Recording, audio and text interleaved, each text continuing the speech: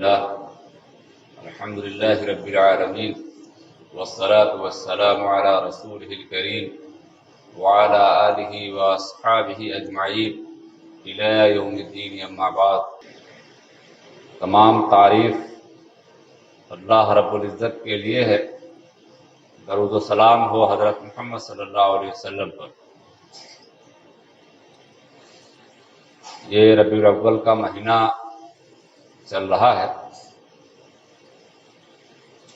ہمارے نزدیک یا ہمارے معاشرے میں اس مہینے کو ایک خاص اہمیت حاصل ہے، وہ اس وجہ سے کہ اس مہینے میں نبی کریم صلی اللہ علیہ وسلم پیدا بھی ہوئے تھے اور اسی مہینے میں آپ نے وفات بھی پائی تھی۔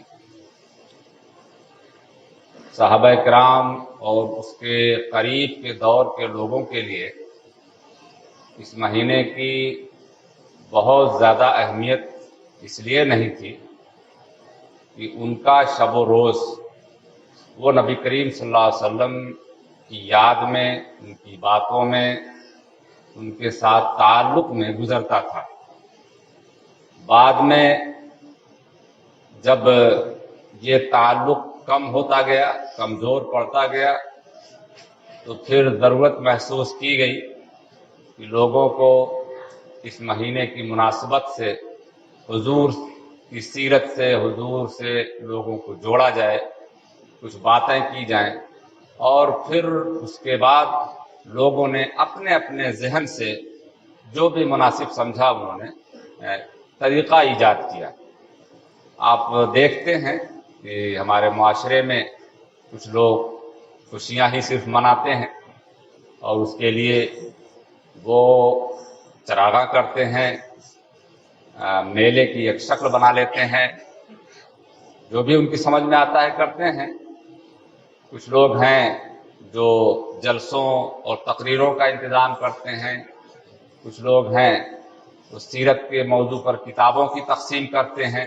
سب اپنے اپنے انداز سے کام کرتے ہیں اور سب کا مقصد قریب قریب یہی ہے کہ نبی کریم صلی اللہ علیہ وسلم سے ہمارا جڑاؤ مضبوط ہو، ان کی کچھ باتیں ہو جائیں۔ تو آج میں آپ کے سامنے اس تعلق سے کچھ الگ باتیں رکھنا چاہتا ہوں۔ دیکھیے، جو چیز رائج ہے یا جو رائج ہو سکتی ہیں مزید، اس سلسلے میں میرا نقطہ نظر یہ ہے کہ اگر اس کی کوئی چیز شریعت سے ٹکراتی نہ ہو تو اس کو کرنے میں کوئی قباحت نہیں، کیونکہ دنیا میں کوئی بھی کام وہ دو پہلو رکھتا ہے۔ ایک ہے اس کی اصل مقصد، جس کو مقصد کہتے ہیں، اور دوسرے اس مقصد کو پانے کے لیے طریقہ کار، وسیلہ، ذرائع۔ تو نبی کریم صلی اللہ علیہ وسلم سے ہماری محبت بڑھے، نبی کریم صلی اللہ علیہ وسلم کی سیرت لوگوں میں عام ہو، نبی کریم صلی اللہ علیہ وسلم کے بارے میں لوگ جانیں، یہ ایک مسلمان کا مقصد ہے، ہونا بھی چاہیے اور ہمیشہ ہونا چاہیے۔ اب اس کے لیے ذرائع کون سے لوگ اختیار کرتے ہیں، جس کے اندر جتنی صلاحیت ہوتی ہے، جس طرح کی صلاحیت ہوتی ہے، اسی طرح سے وہ اختیار کرتے ہیں۔ تو اس میں میرا خیال یا میرا احساس یہ ہے کہ اگر شریعت سے کوئی چیز ٹکراتی نہ ہو، مثلا یہ کہ آپ سیرت کے جلسے جلوس کر رہے ہیں اور آپ نے راستہ بند کر دیا ہے مثال کے طور پہ، تو اب راستے کے تعلق سے شریعت کے اپنے کچھ احکام، اس کے کچھ تقاضے ہیں۔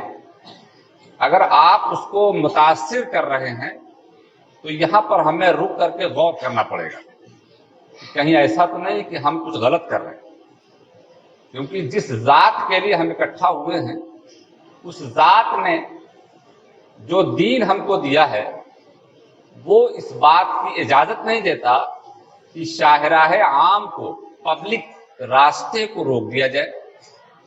آپ اپنا ذاتی راستہ روک لیں، لیکن عوامی راستے کو آپ روک لیں، ان کو پریشان کر دیں، یا اس کا کوئی آسان متبادل آپ نہ دے سکیں، نمازیں آپ کی ضائع ہو جائیں اور دیگر شریعت کے تقاضے متاثر ہوں، تو پھر یہاں پر ہمیں ٹھہر کر غور کرنا پڑے گا، اور یہی ہم کر نہیں رہے. تو خیر، جو ہو رہا ہے اس کی جو اچھائیاں ہیں وہ ہونی چاہیے، اور اس میں جو خرابیاں ہیں وہ اسے دور ہونا چاہیے. نبی کریم صلی اللہ علیہ وسلم کی زندگی کا جو اصل مقصد تھا، ہمیں اس پر نظر رکھنے کی ضرورت ہے.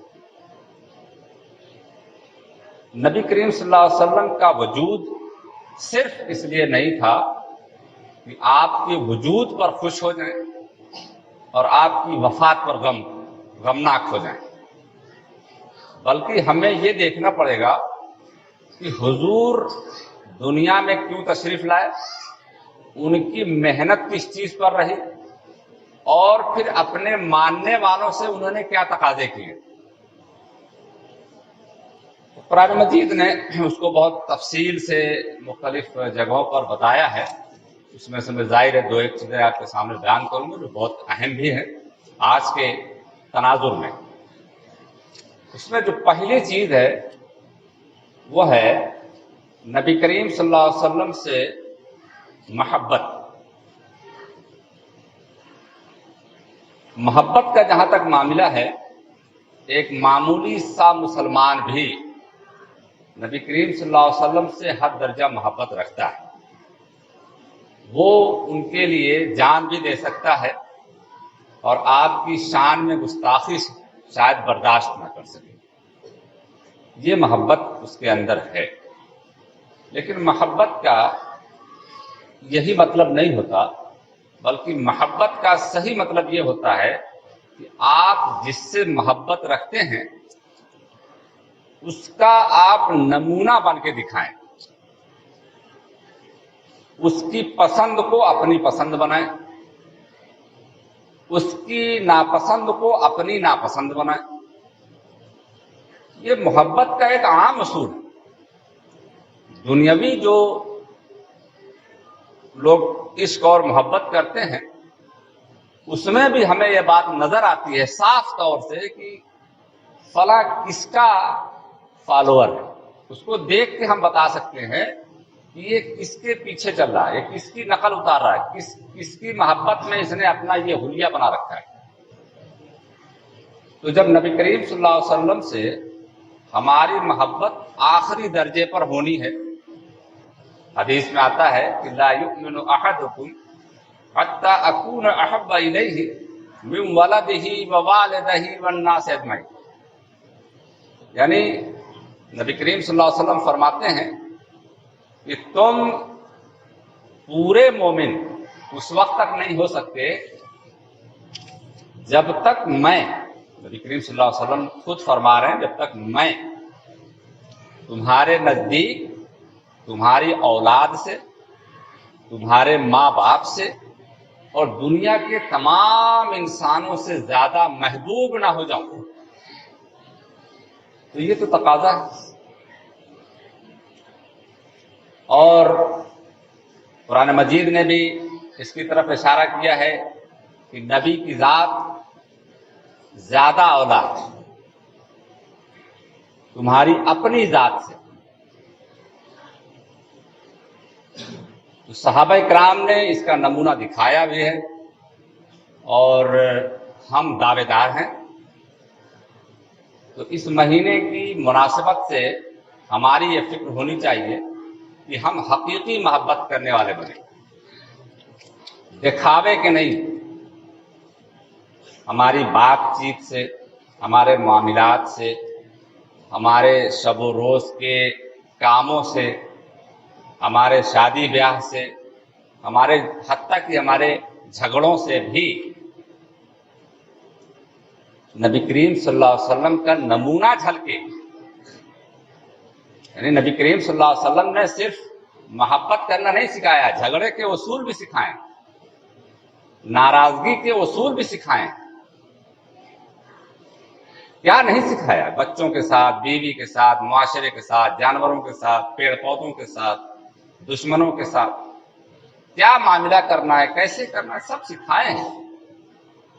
تو اگر اس کا عکس، اس کا پرتو ہمارے سامنے نہ ہو، ہماری زندگی میں نہ ہو، تو ہم کس بات کے مومن ہیں، کس بات کے ہم مسلمان ہیں؟ آخر اللہ تعالیٰ ہم سے کیا چیز مانگے گا؟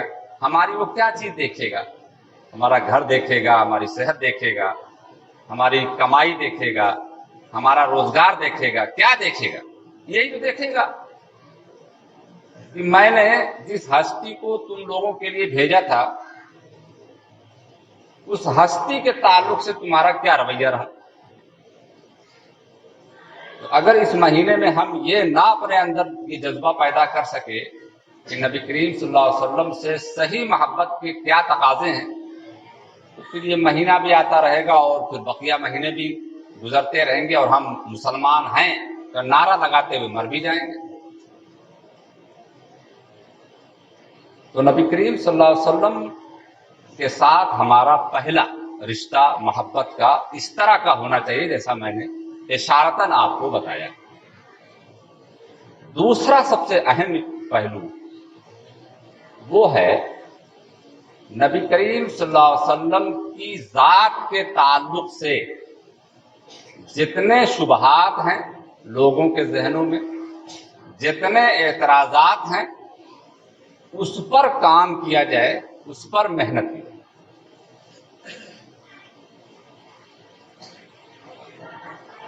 نبی کریم صلی اللہ علیہ وسلم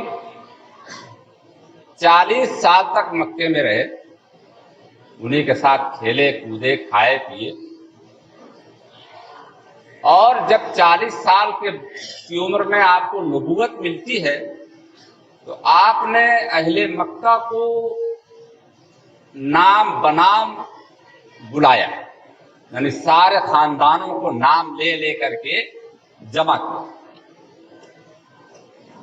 اور اس کے بعد ان سے یہ نہیں فرمایا کہ دیکھو میں نبی ہو گیا ہوں اور اب میں تجھے توحید کی دعوت دوں گا اور اس کی دعوت دوں گا، یہ سب آپ نے بعد میں کیا۔ آپ نے پہلے اپنی شخصیت، اپنے ذات کے بارے میں سوال کیا کہ میں تمہارے بیچ رہا، کیف وجدتمونی، تم نے مجھے کیسا پایا؟ اور پھر آپ نے اسی میں یہ کہا کہ اگر میں یہ کہوں اس پہاڑ کے پیچھے ایک لشکر ہے جو حملہ کرنے والا ہے تو تم مانو گے؟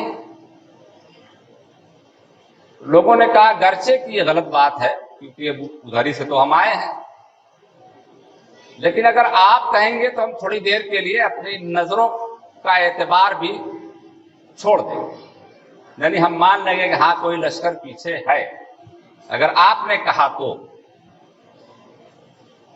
اس درجہ اعتماد دلوایا آپ نے، یعنی آپ بااعتماد تھے، پہلے سے بھی تھے، لیکن اپنی دعوت کو پیش کرنے سے پہلے آپ نے یہ کام کیا، اور یہ اس لیے ضروری تھا کہ جو دین دینا تھا اس دینے والے کی شخصیت اگر مجروح ہوگی، شخصیت اگر ڈیمیج ہوگی تو پھر پورا پروگرام فیل ہو جائے گا، پھر کوئی قبول کرنے کے لیے تیار نہیں ہوگا، چاہے خواہ کتنی اچھی بات ہو۔ تو آپ نے پہلے اپنی پرسنالٹی کو پیش کیا۔ چونکہ نبی کریم صلی اللہ علیہ وسلم قیامت تک کے نبی ہیں، اس لیے لازم یہ ہے کہ قیامت تک آپ کی شخصیت مجروح نہ ہو۔ حضور نے اپنی زندگی میں یہ کام خود کیا یا اللہ تعالیٰ نے کیا؟ حضرت عائشہ پر الزام لگا. قرآن مجید کی آیتوں نے اس الزام پر سخت رخ اپنایا اور جو چند سیدھے سادے مسلمان اس پروپیگنڈا میں شریک ہو گئے تھے ان کو تنبیہ کی قرآن مجید نے اور ان سے یہ کہا کہ جب تم نے یہ بات سنی تھی منافقین کی طرف سے تو اسی وقت تم نے یہ کیوں نہیں کہہ دیا کہ ہم اس کو نہیں مانتے. تم نے اب مان کر کے دراصل ایک ایسا جرم کیا ہے جو ناقابل معافی ہے. تم ایسی شخصیت کے بارے میں شبے میں پڑ گئے جس شخصیت نے تم کو دین دیا ہے. اور ظاہر ہے کہ اگر شخصیت مجروح ہو جائے تو اس کی بات کا انکار کر دینا یہ جرم نہیں ہوتا.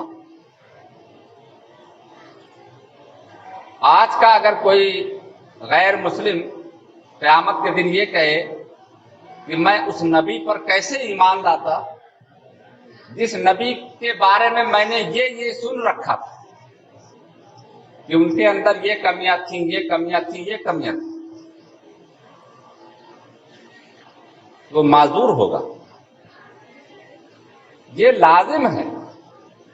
اللہ تعالیٰ نے یہ کام کیا ہے، نبی کریم صلی اللہ علیہ وسلم نے یہ کام کیا ہے. اب اس کے بعد یہ کام مجھے اور آپ کو کرنا. ہم اس کے امین ہیں، ہم اس کے ذمہ دار ہیں. اگر نبی کریم صلی اللہ علیہ وسلم پر ہونے والے اعتراضات کا ہم نے صحیح تشفی بخش جواب نہیں دیا، لوگوں تک نہیں پہنچایا اور وہ دین سے اس لیے دور رہے، آپ صلی اللہ علیہ وسلم سے اس لیے دور رہے کہ وہ شخصیت ایسی قابل قدر نہیں ہے، تو ہم اور آپ مجرم ہوں گے. نبی کریم صلی اللہ علیہ وسلم پوری کائنات کے نبی، وما ارسلناک الا رحمتا للعالمین. اے نبی ہم نے تم کو پوری کائنات کے لیے، پورے عالم کے لیے رحمت بنا کر کے بھیجا ہے. اور پوری کائنات تک حضور کا پیغام پہنچانے کی ذمہ داری یا تو حضور کی تھی یا ان کے ماننے والوں، تیسرے کی نہیں ہے. حضور دنیا سے جا چکے، ہم دنیا میں ہیں، ہمارے بعد بھی لوگ رہیں گے جو مسلم گھروں میں پیدا ہوں گے، جن کو اللہ تعالیٰ نے مسلمان بنایا ہوگا، ان کی یہ ذمہ داری ہے. یہ ایک بہت بڑا کام ہے جو ہم نہیں کر پا رہے ہیں. خود ہمارے پاس اس کا علم نہیں ہے کہ نبی صلی اللہ علیہ وسلم پر جو اعتراضات ہوتے ہیں، آپ کیا سمجھتے ہیں اعتراضات امریکہ سے آتے ہیں یا اسرائیل سے آتے ہیں؟ اعتراضات انہی لوگوں میں سے ہوتے ہیں، یہیں کے مرد و خواتین یہ اعتراض کرتے ہیں، کارٹون بناتے ہیں. تو ہماری اور آپ کی ذمہ داری، پہلی ذمہ داری یہ ہے کہ ہم اس کو جانیں. اسلام کے نظام طلاق پر اعتراض، اسلام کے نظام نکاح پر اعتراض، اسلامی عبادات پر اعتراض، اسلامی سزاؤں پر اعتراض، حضور صلی اللہ علیہ وسلم کی پرسنل لائف پر اعتراض، ایک سے زائد شادیوں پر اعتراض.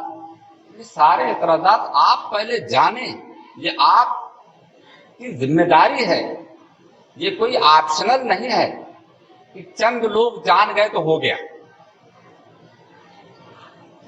سب کو یہ جاننا چاہیے کہ میں جس ہستی کا فالوور ہوں، جس ہستی سے میرا جڑاؤ ہے، جس کے بارے میں یہ کہا گیا کہ دنیا کی تمام چیزوں سے زیادہ محبوب وہی ہستی ہونی چاہیے اگر تم ایمان کے دعوے دار ہو تو میں اس ہستی کے بارے میں یہ کیسے نہ جانوں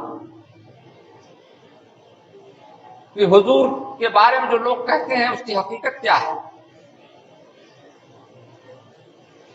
تو اس مہینے میں ہمیں ایسی کتابوں کا مطالعہ کرنا چاہیے.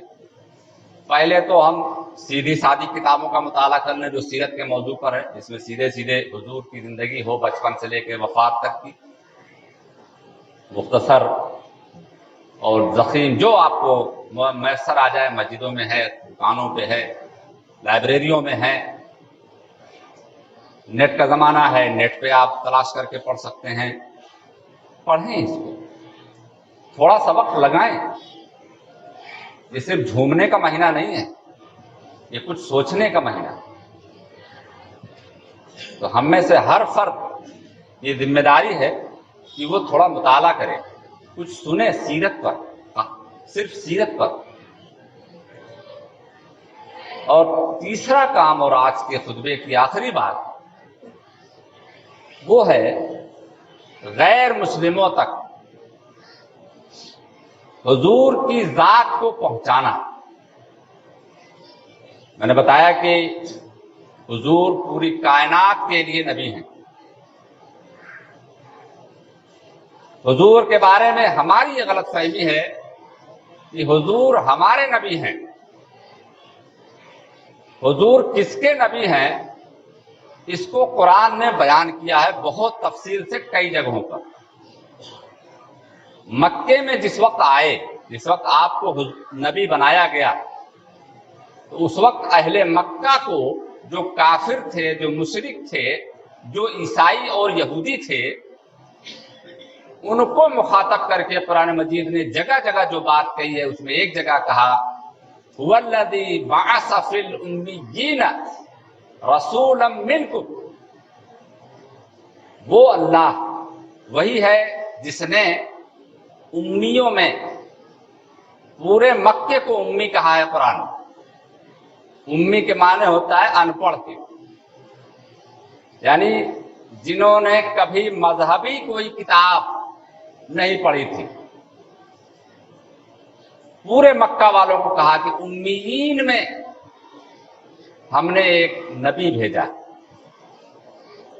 جو قرآن مجید کی تلاوت کرتا ہے، یتلو علیہم آیاتہ ویزکیہم، اور پھر ان کا تزکیہ کرتا ہے، ان کے دل سے شرک، برائیاں، کفر نکالتا ہے. وَيُعَلِّمُهُمُ الْكِتَابَ وَالْحِکْمَةَ، اور انہیں کتاب اور حکمت کی، قانون کی اور اخلاق کی اور شریعت کی تعلیم دیتا ہے. تو یہ نبی ان کے لیے تھے جس کو اللہ تعالیٰ نے قرآن میں کئی جگہوں پر بیان کیا. تو آج بھی وہ نبی جس کو ہم اور آپ مان رہے ہیں وہ ان کے لیے ہے، امیین کے لیے ہے جنہوں نے مذہبی کتاب نہیں پڑھ رکھی ہے. ہم نے مذہبی کتاب پڑھ لی ہے، ہم امیین سے باہر ہیں. ہم نے قرآن پڑھا ہے، ہم نے مذہبی کتاب پڑھی ہے. ہمارے ارد گرد جو امیین ہیں جنہوں نے مذہبی کتابیں نہیں پڑھی ہیں ان تک حضور کو لے کے جائیں، آپ کی شخصیت کو لے کے جائیں، آپ کی تعلیمات کو لے کے جائیں، آپ کے پیغام کو لے کے جائیں اور خود کو پیش کریں. شروع میں نے بات عرض کی کہ حضور اپنا پیغام دینے سے پہلے اپنے آپ کو پہلے پیش کرتے ہیں. ہم کو بھی پیغام پہنچانے سے پہلے اپنے آپ کو پیش کرنے کے لیے تیار رکھنا پڑے گا، جو بدقسمتی سے ہم اس لائق نہیں ہیں. ہم اپنے معاشرے میں ہی خود کو قبول کروا لیں، یہ بہت بڑی بات ہے.